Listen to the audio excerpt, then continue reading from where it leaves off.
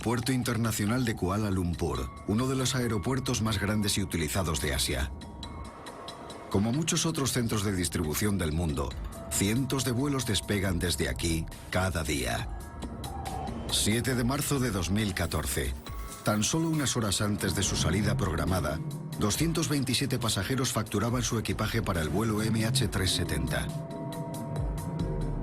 Volaría por la noche y aterrizaría en Pekín a las 6:30 de la mañana.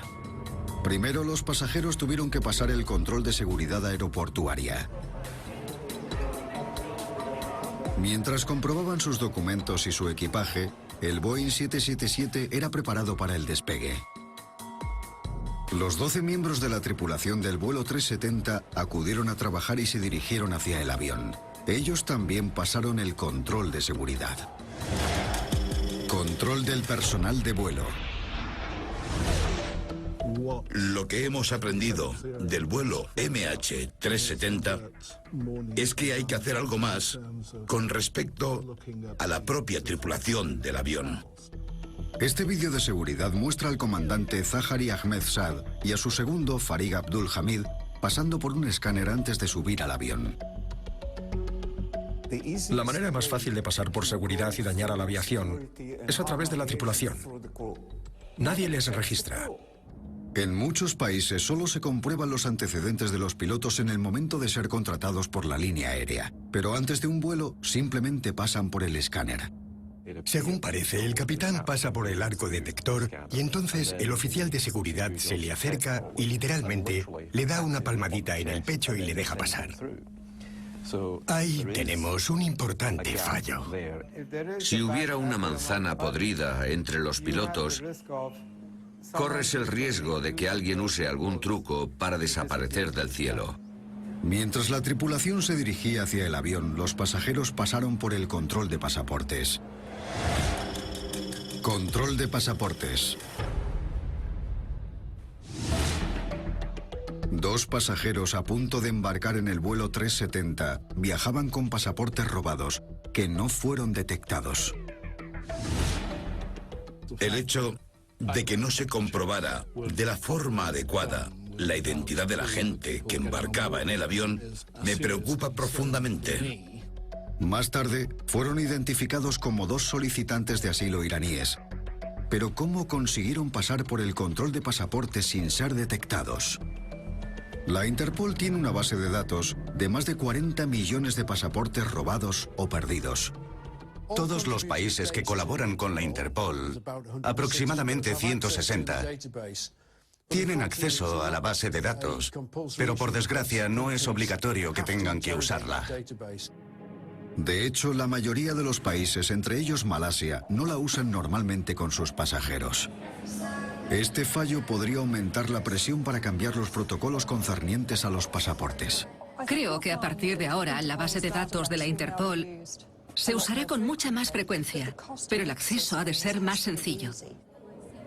Tras mostrar sus pasaportes como el resto de pasajeros, los que viajarían en el vuelo MH370 pasan por otro control de seguridad. En este, comprueban que no llevan explosivos, armas o materiales peligrosos. Comprueban nuestro equipaje de mano y pasa por escáneres, pero todo indica que hay alguna grieta.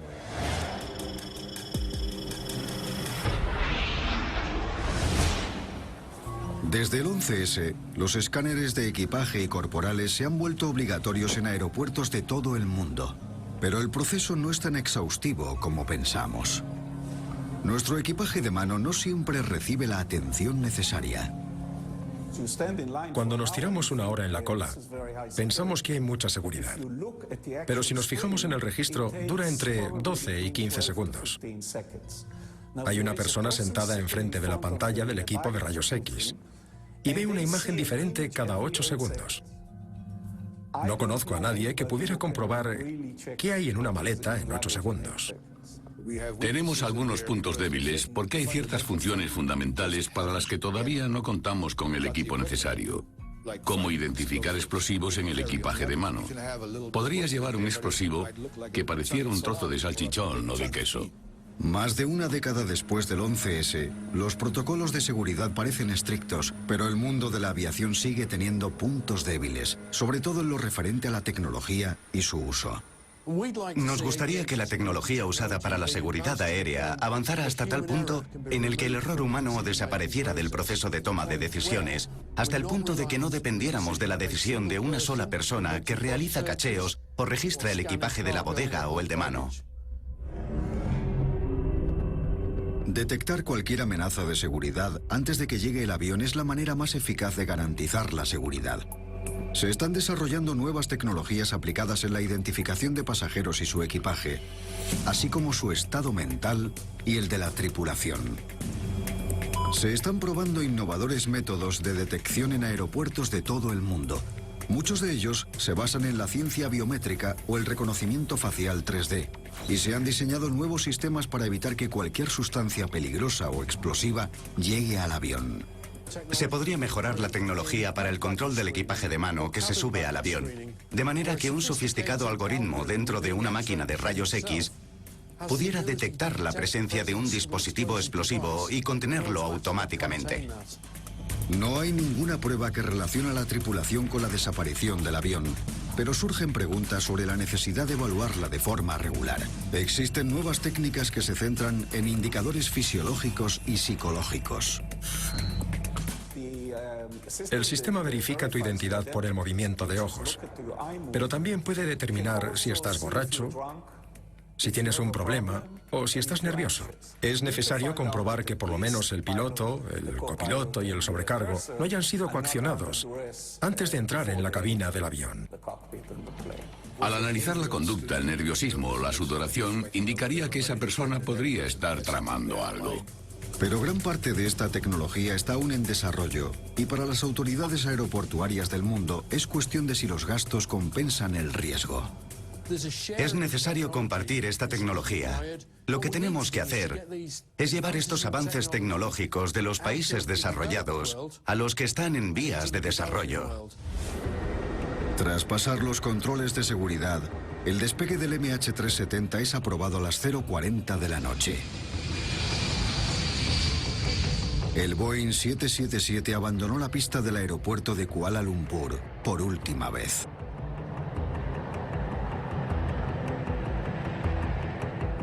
En su ruta hacia Pekín, el MH370 cruzaría el espacio aéreo del vecino Vietnam.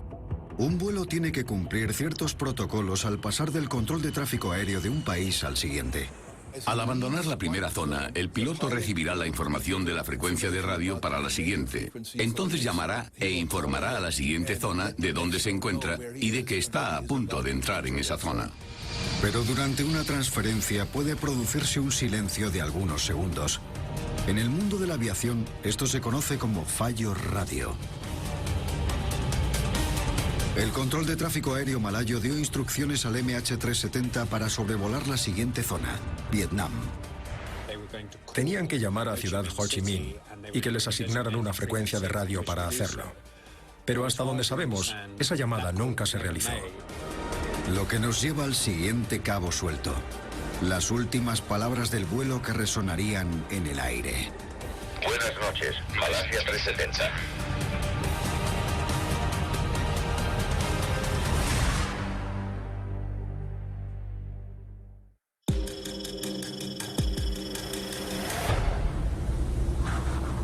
Tras una hora de viaje, el MH370 se disponía a pasar del espacio aéreo malayo al vietnamita. El control de tráfico aéreo malayo avisó a los pilotos de que contactaran con Vietnam y luego finalizó la transmisión. Debería haber sido un proceso mediante el cual le dieran las buenas noches al control de tráfico aéreo malayo para un momento después darle los buenos días a Vietnam. Les dieron las instrucciones y las recibieron. Buenas noches, Malasia 370. Y se hizo el silencio.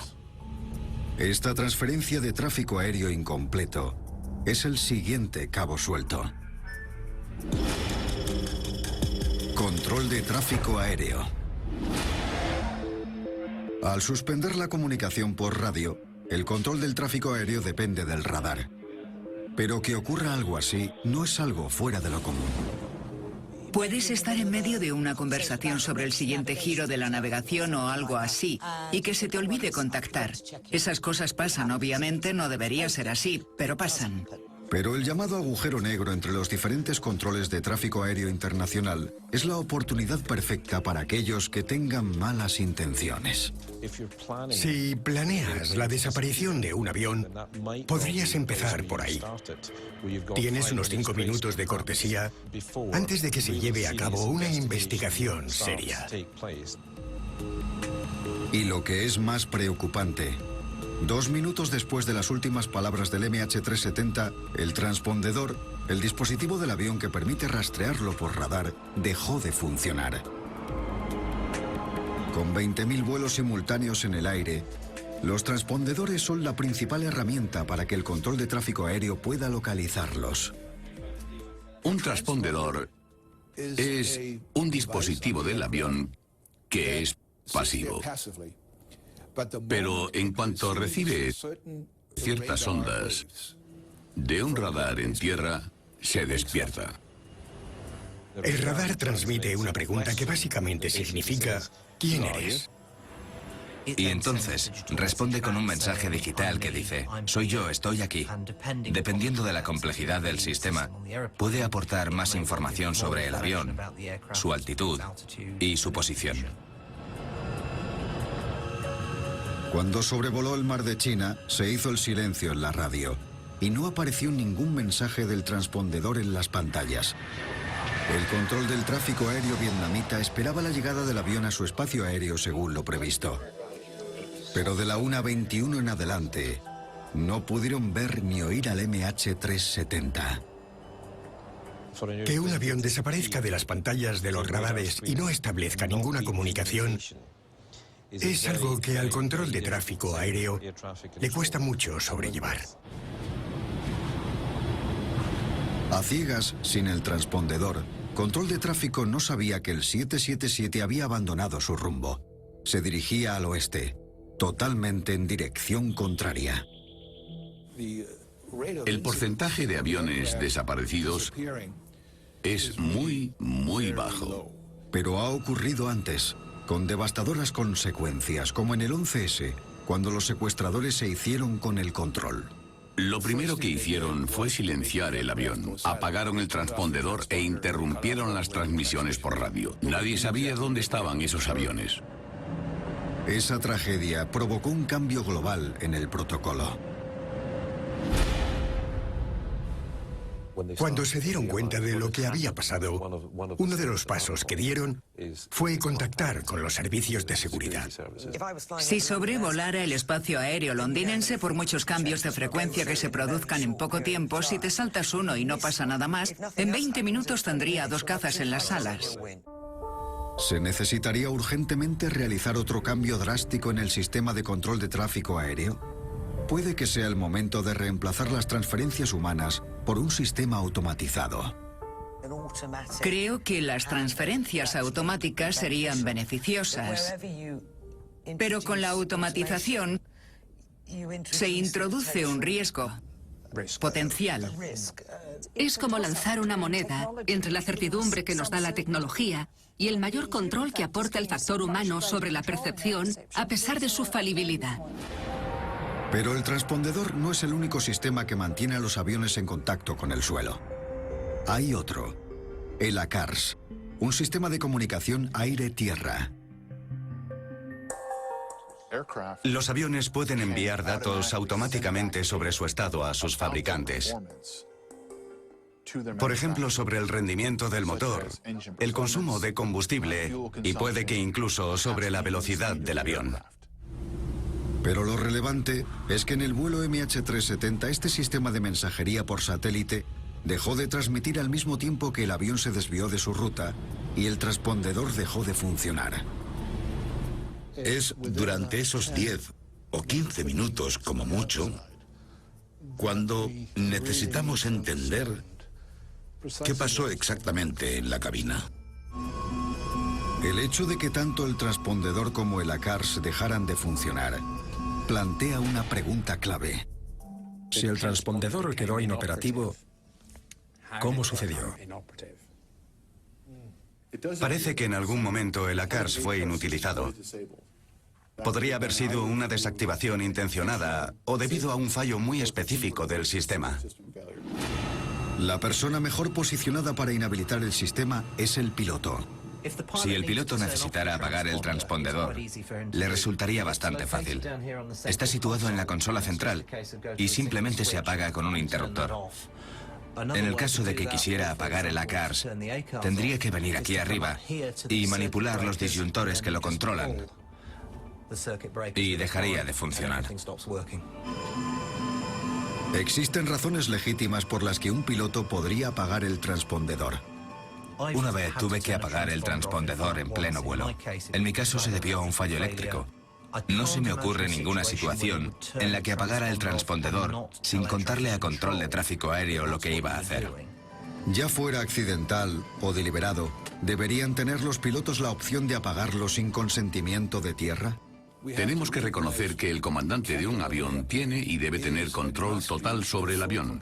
Eso incluye la posibilidad de apagar todos los sistemas eléctricos, aparte de los absolutamente necesarios para controlar el vuelo. Por ejemplo, en caso de que se produjera un incendio. La idea de que pudieran invalidar tus decisiones desde tierra me parece aterradora. ¿Cómo iban a tomar desde tierra las decisiones que tomamos en el aire?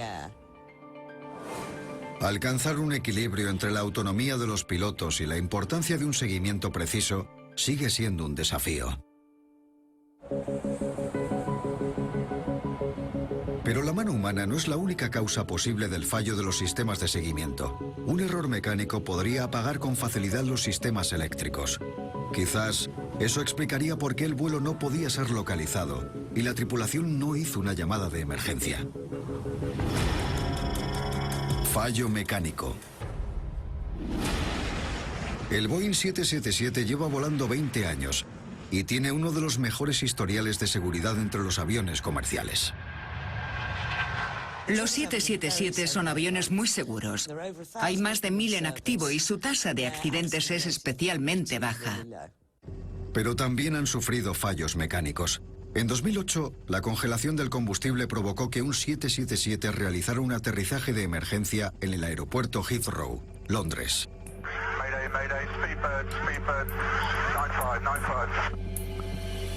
Pero lo más probable que hubiera ocurrido en el vuelo MH370 sería un incendio en la cabina, como el del 667 de Egypt Air. Un cortocircuito en el sistema eléctrico prendió la línea de oxígeno de la cabina. 30 segundos después, las llamas habían quemado un agujero del tamaño de una maleta en el fuselaje. Si la culpa hubiera sido de un fallo mecánico, podría explicar por qué el MH370 giró inesperadamente hacia el oeste. Ante cualquier indicio de humo, fuego o algo parecido, lo primero que haces es aterrizar lo antes posible. Si hubiera ocurrido algo parecido durante el vuelo 370, eso explicaría el giro, por orden, vuelo, navegación y comunicación. No me sorprende que no consiguieran mandar un mensaje de emergencia, porque si se hubiera producido un incendio en la cabina, habrían tenido 20 o 30 segundos, y eso no es mucho tiempo. Pero no hicieron ningún intento de aterrizar. El MH370 volaba en dirección contraria, hacia el mar. Aunque el transpondedor y la radio hubieran sido inhabilitados, todavía funcionaba una vía de comunicación, las señales o pulsos de la antena del satélite. Los pulsos son una respuesta automática del avión que dicen, sí, sigo aquí.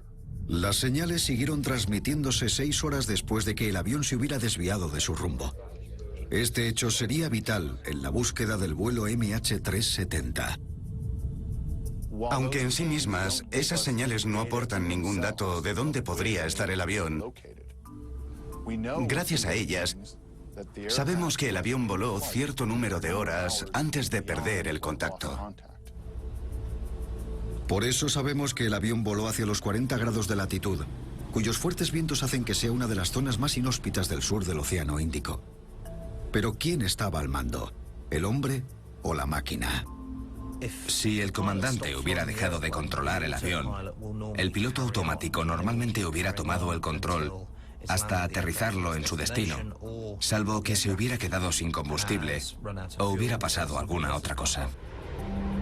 Como un avión fantasma, ¿habría llevado el piloto automático al MH370 hasta su último paradero? El mundo entero se preguntaba dónde habría ido a parar.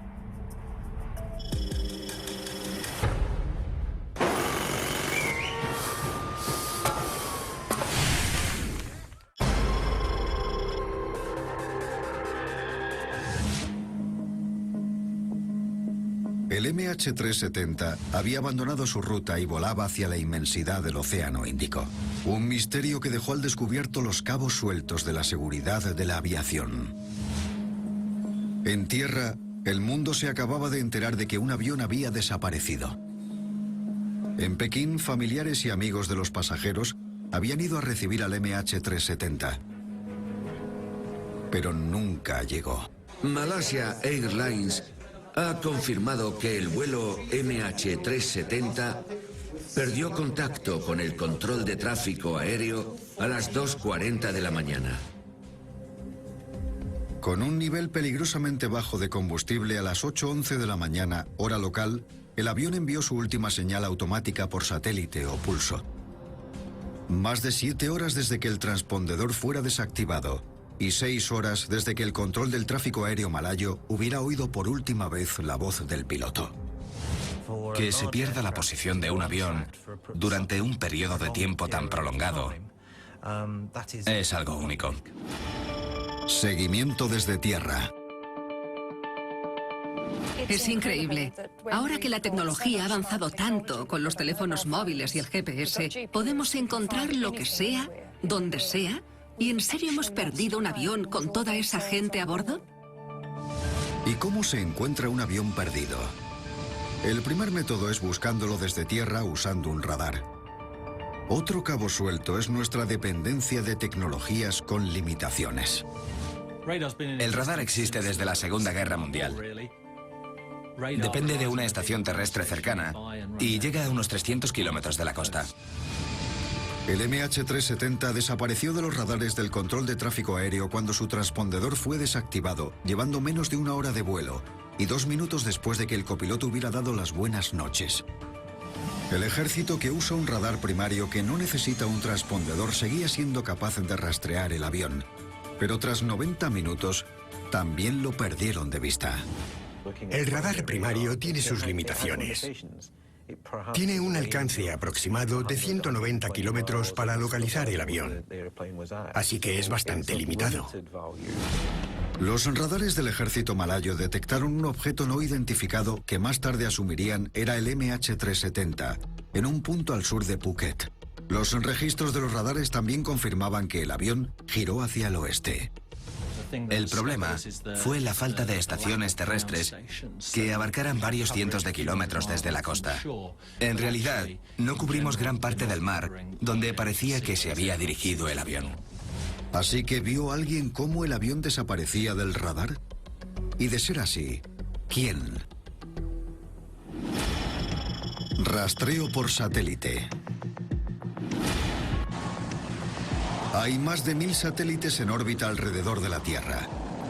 Ejércitos y empresas se han gastado billones en tecnología para satélites. Un satélite de observación puede enfocar objetos de tan solo medio metro de largo a cientos de kilómetros de distancia. ¿Entonces habrían detectado el avión desaparecido? La gran mayoría de los satélites de observación orbitan cerca de la Tierra, solo a unos cientos de kilómetros de altitud, y se mueven muy rápido. Así que hacer una foto desde un satélite de algo que está en la superficie de la Tierra es como ir conduciendo por la calle e intentar, con unos prismáticos, leer los números de los portales al pasar.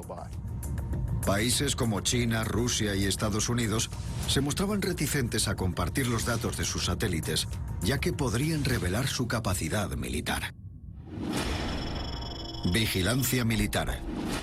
Una pregunta interesante es en qué fase de la búsqueda se usaron estas capacidades militares para intentar solucionar el problema.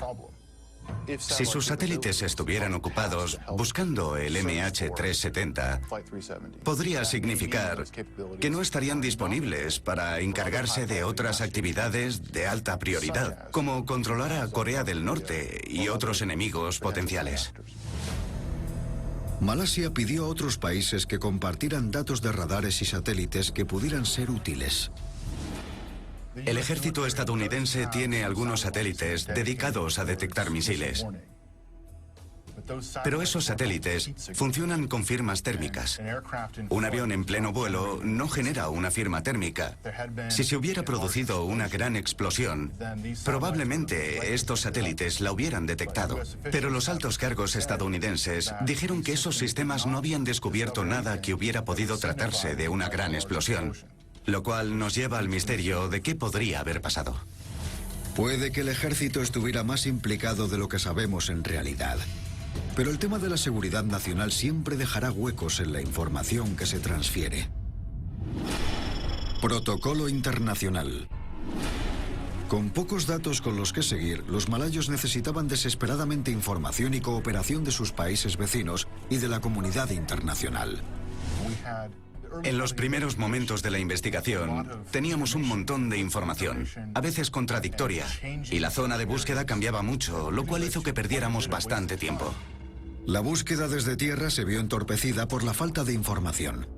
No hubo un diálogo eficiente entre países y autoridades de aviación, lo cual dificultó el hacerse una idea global de lo que ocurría.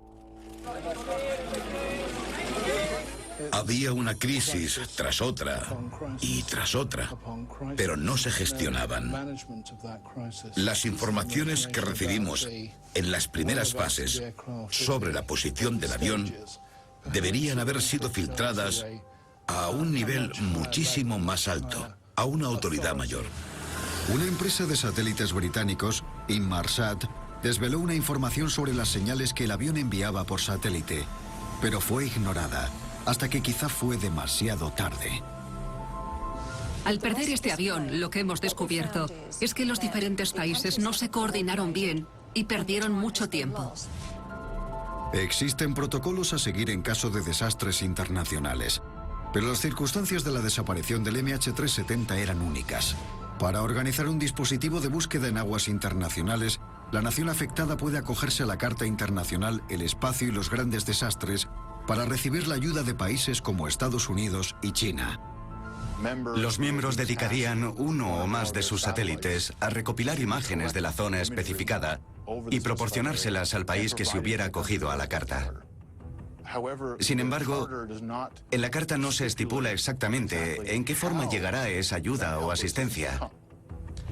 Depende de los países que tienen que realizar el trabajo preliminar. Probablemente se puede hacer más a la hora de cooperar entre diferentes organizaciones y países que tengan distintas capacidades, especialmente en la observación y comunicación por satélite.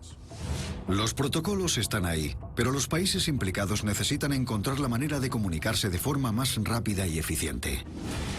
Parece que el misterio sin resolver del MH370 podría conseguir que algunos países se pusieran de acuerdo para dar una respuesta estandarizada y puede que evolucionara un organismo verdaderamente global, cosa que hace falta.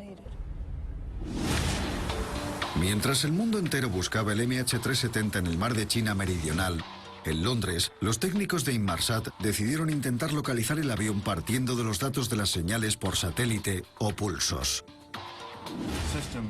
El sistema seguía emitiendo pulsos de manera automática.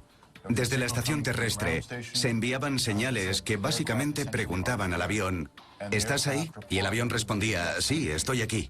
Eso ocurría aproximadamente cada hora, según una frecuencia de tiempo programada con antelación. Pero las señales que envía un avión no se usan para localizarlo. A pesar de la falta de información, el equipo de Londres aceptó el desafío. Los programadores usaron las 8 señales que el avión envió para averiguar su posible ruta aérea. Su análisis aisló 2 posibles recorridos que podría haber realizado el avión. Uno se dirigía hacia el norte, entre Tailandia y Kazajistán, y el otro hacia el sur, entre Indonesia y el sur del Océano Índico. Usamos las diferencias en la velocidad a la que la señal fue enviada desde el avión al punto fijo del satélite en el espacio. Eso se llama el efecto Doppler. Imaginaos el silbato de un tren que se oye más alto al irse acercando y luego más bajo al alejarse. Lo que hicimos fue buscar esas señales y decidir si el avión estaba siguiendo una ruta en particular. El equipo fue un paso más allá y diseñó complejos algoritmos para analizar datos antiguos de otros 777 de Malaysia Airlines que hubieran volado hacia Pekín. Al hacerlo, fueron capaces de averiguar la ruta que probablemente hubiera seguido el avión, la del sur. Eso les permitió llegar a una suposición bastante probable de dónde podría haber ido el avión. Entonces, probaron su teoría con otros 6 aviones que volaban ese mismo día y funcionaba. Luego, al aplicar el modelo al caso del MH370, pudieron demostrar de forma bastante convincente que probablemente hubiera seguido la ruta sur. La zona de búsqueda se había reducido a una franja de 160 kilómetros en el Océano Índico al oeste de Perth. El primer ministro malayo comunicó la noticia. De acuerdo con estos nuevos datos, el vuelo MH370 habría desaparecido en el sur del Océano Índico. Cuando los investigadores averiguaron el lugar más probable en el que se habría estrellado el avión, se organizó una operación internacional de búsqueda y rescate. Hay una incertidumbre sobre lo que pasó y no podemos consentirlo. Necesitamos saber qué ocurrió para poder evitarlo en el futuro. Pero todavía quedaba por encontrar una prueba crucial: el registrador de datos de vuelo y la grabadora de voz de la cabina, las cajas negras. Esas 2 unidades deberían sobrevivir a un impacto considerable y también a una inmersión en el mar. Si los investigadores pudieran encontrar las cajas negras, podría tratarse del cabo suelto más complicado de todos.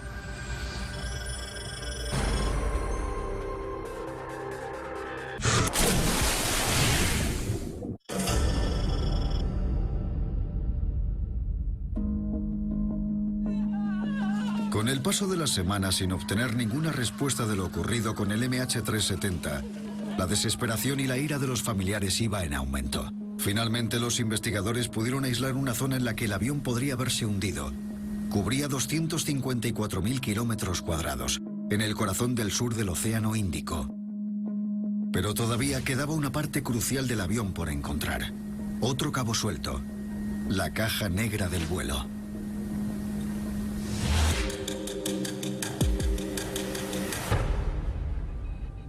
Cuando identificamos los restos de un avión, buscamos las cajas negras, los dispositivos de grabación. La pregunta es, ¿qué pueden contarnos? La caja negra. Una caja negra se divide en 2 partes y ambas están situadas en la parte trasera del avión. La grabadora de la cabina graba las voces y el sonido mediante 4 micrófonos repartidos por la cubierta. El registrador de datos del vuelo recopila información de diferentes sensores repartidos por el avión. Un Boeing 777 tendría hasta 1500 parámetros diferentes. Registraría la velocidad, la altitud, la despresurización de la cabina, una gran variedad de parámetros. Las cajas negras tienen una baliza submarina que se activa al entrar en contacto con agua salada. Emite un pulso, una pequeña señal regular que nos va a indicar su posición. Para localizarla, hay que encontrar esa señal, que no tiene mucho alcance, solo unos cuantos kilómetros. El MH370 ha mostrado un punto débil en el diseño de la caja negra. Lo malo es que puede ser muy difícil encontrarla, sobre todo si el avión se estrella en el mar, que es una de las cosas que hemos visto con el MH370. Hoy en día la baliza submarina tiene una batería que dura 30 días, aunque se están llevando a cabo cambios para que dure 90 días, pero se avanza lentamente. Otro fallo vital de la caja negra es que incluso aunque sea descubierta, la grabadora no revelaría lo ocurrido en la cabina cuando el avión cambió de rumbo. Una desventaja del sistema de grabación es que tiene una duración de 2 horas, y eso es insuficiente. Podríamos perdernos lo que ocurrió, y eso supondría un problema, porque va escribiendo sobre esos datos. El tiempo pasaba, y la búsqueda del MH370 continuaba. Se había convertido en la mayor búsqueda aeromarítima multinacional de la historia, en la que participaban 26 países. Creo que un comandante de la Marina australiana hizo el mejor comentario cuando alguien le preguntó si era como buscar una aguja en un pajar. Dijo, todavía estamos buscando el pajar, por no decir la aguja.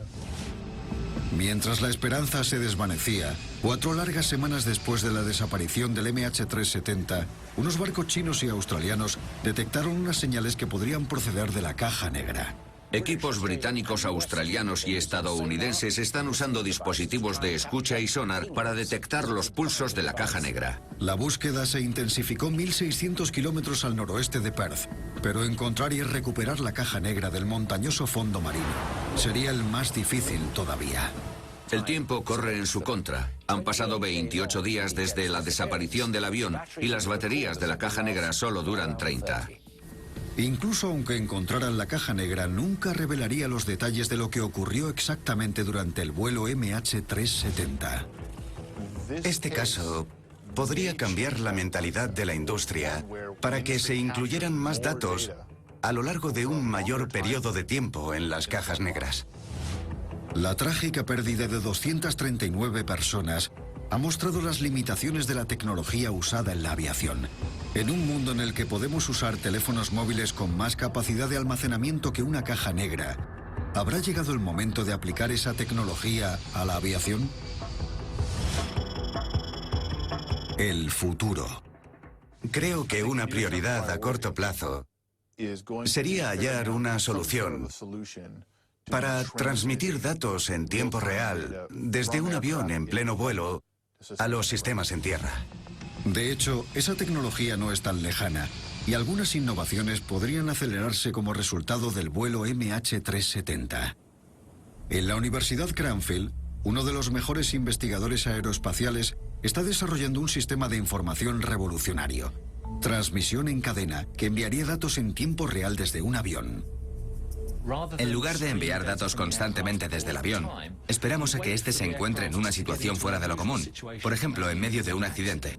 Y entonces decidimos empezar a transmitir información, altitud, velocidad, balanceo, cabeceo y otros parámetros para intentar comprender si está ocurriendo algo inusual. Con este tipo de transmisión se enviaría información vital en tiempo real al fabricante, facilitando la localización de un avión si ocurriera algo como en el caso del MH370. Pero podrían pasar años hasta que fuera certificado y adaptado a la aviación comercial. Además, ya existe una tecnología a disposición de las aerolíneas que quieran instalarla que les permite recibir información en directo sobre el rendimiento. Los motores más nuevos de empresas como Rolls-Royce y General Electric tienen la capacidad de enviar datos sobre su rendimiento de forma automática a sus fabricantes. Se desconoce si el MH370 contaba con esta opción. Si el envío de información automático hubiera estado activado, podría haber ayudado a reducir la zona de búsqueda de donde podría haber acabado el avión. ¿Podrían los aviones del futuro que envían datos en tiempo real ir un paso más allá al usar un piloto virtual que eliminara la posibilidad de cualquier error humano? La Universidad de Tokio está desarrollando un sistema de control de vuelo inteligente usando la inteligencia artificial.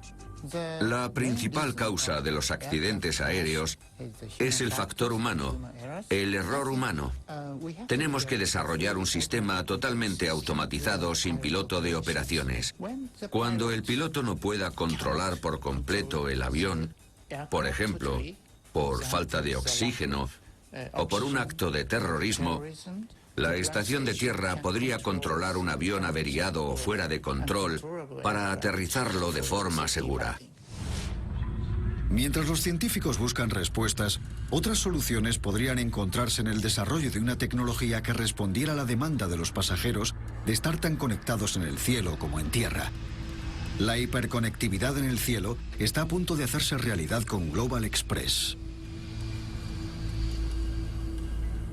Estamos en proceso de lanzar 3 satélites orbitales geoestacionarios que girarían alrededor de la Tierra a 38.000 kilómetros y proporcionarían cobertura a todo el planeta.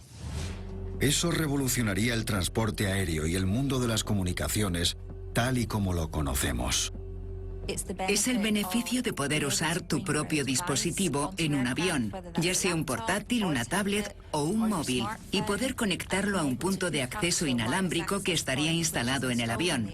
Así podríamos ver la tele, conectarnos a Internet a la misma velocidad que lo hacemos en tierra.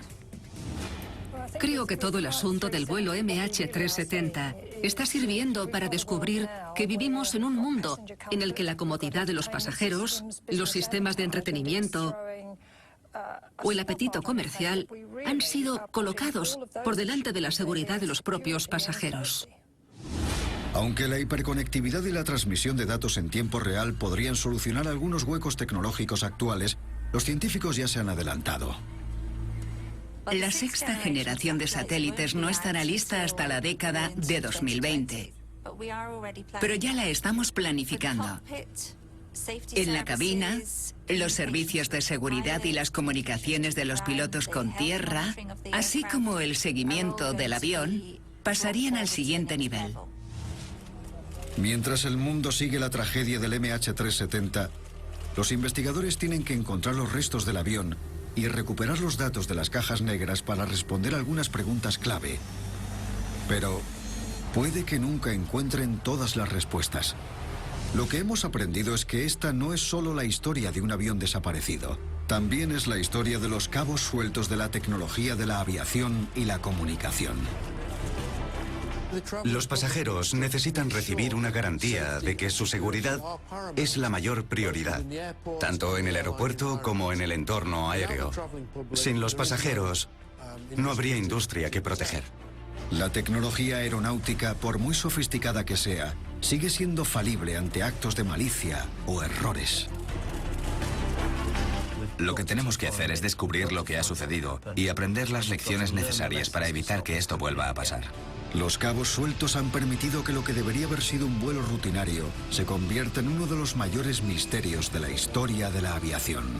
Al final, todo se resume en saber cuál sería el coste de aplicar las nuevas tecnologías y todas estas mejoras. Y también